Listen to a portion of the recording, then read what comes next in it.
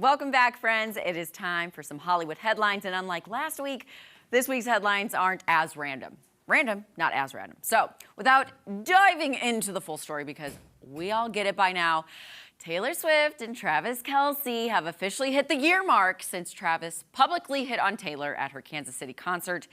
Taylor posted, well, look at this photo. She posted this last year on July 7th, 2023. She announced she was performing in Kansas City, and you may remember if you're a Swiftie, this is when Travis put his cell phone number on a friendship bracelet for the singer. And the rest, as they say, is history. I mean, he's performing with her now. They've been together, so yay for them. Okay, let's keep up with the Kelces. But I would like to talk about Jason and Kylie Kelce. And are they not just the most cute, normal, famous couple of the moment? I would say so. So show of hands in studio really quick. Anyone a hand-me-down child? Anybody get hand-me-downs? Okay, Todd did. I did. I'm the last of 3 girls. So everything from clothes to bikes to hair accessories were hand-me-downs for the longest time. And I'm not complaining. I think it's a great way to reduce, reuse, recycle. And Jason and Kylie Kelce agree. The couple share 3 adorable little girls. I love looking at them on TikTok. Wyatt, who's 4, Ellie, who's 3, and Bennett, who is 15 months. And speaking to New York Magazine's The Strategist, Kylie explained how the clothing chain works in their household. She said, quote, "We looked out because we had 3 girls. We're rotating through clothes we bought for our first daughter. Now to our youngest, we have gone through a lot of hand-me-downs." Ain't that the truth?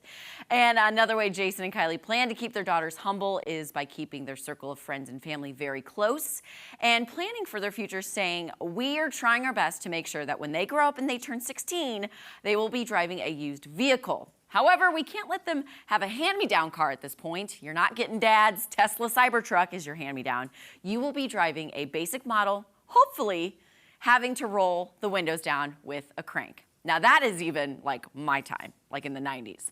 Okay, so after 3 daughters, AKA the couple's 3 greatest creations, the couple is done having children, you would think. Well, not so fast, because now that Jason is retired from the Philadelphia Eagles, he's got way more time on his hands, and Kylie revealed she is keeping the hand-me-downs just in case there ends up being a 4th baby Kelce.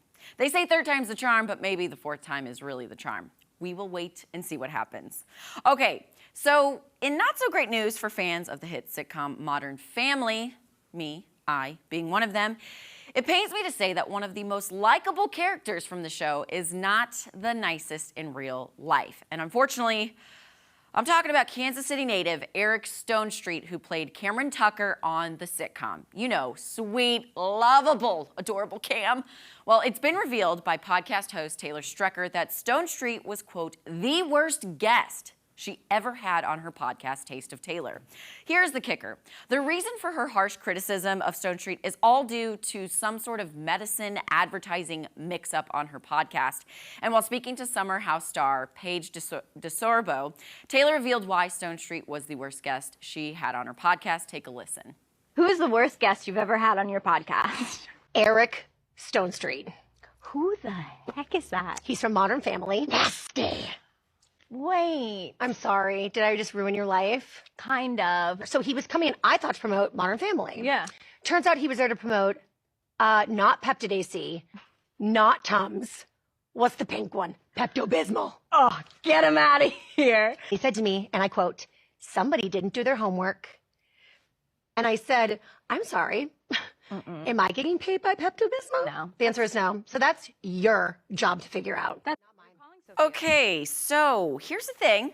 I see where she's coming from. And mind you, this interview took place years ago when Modern Family was in its heyday. But I guess her podcast is all about not knowing much about her guest, or at least doing no research before she has a guest on her podcast. However, even if your brand, that's your brand, you are a journalist and or more multimedia personality, you don't want to make enemies with your guests, especially celebrity guests at that. So unfortunately, I hate to say this because I really like Eric Stonestreet, there is more proof in the pudding because I've heard several other not so great stories about Eric Stonestreet. So this nasty account of him isn't too hard to believe in my eyes. But if you love him, keep on loving him. Okay, final story will end us on a high note. Does anyone remember last year around this time, the whole Barbenheimer craze? You know, when when Barbie and Oppenheimer hit theaters on the same day. Well, it looks like the real-life Barbie, Margot Robbie, is setting her sights on motherhood because the actress is pregnant. Yay! The Australian native and her husband, Tom Ackerley, are expecting their first bundle of joy. And the cat was let out of the bag by the actress herself, as you can see from these photos. She was photographed bearing her baby bump in a white crop top while on vacation in Lake Como, Italy. The couple have been married since 2016. And honestly, I really thought Margot may never have kids, just given how famous she's gotten, how catapulted her career has gone since Barbie. Then again, she is only 34 years old, which is still young, and she's able to have children, so congrats. Not much is known about the couple as they remain pretty private, but they run their own production company called Lucky Chap. They've produced films such as Saltburn, Promising Young Woman, and of course, Barbie. So the couple has always, like I said, kept their relationship private, and it seems they will do the same once their bundle of joy joins them Earthside. So congratulations to Margot and Tom. Jeremy, we have a little bit of time, a few seconds, if you want to comment. I was Googling on Barbenheimer because I was telling Maddie before the show, Wicked and Gladiator are coming out before Thanksgiving. I was trying to find the name. They're trying to come up with Wicked and Gladiator to make a name, and I was messing it up this morning, but I can't. I'll find it. It's like Wickiator or Wickidator or something. I want to pop back to the Eric Stonestreet story really quick. I know that you were kind of like, what's going on here?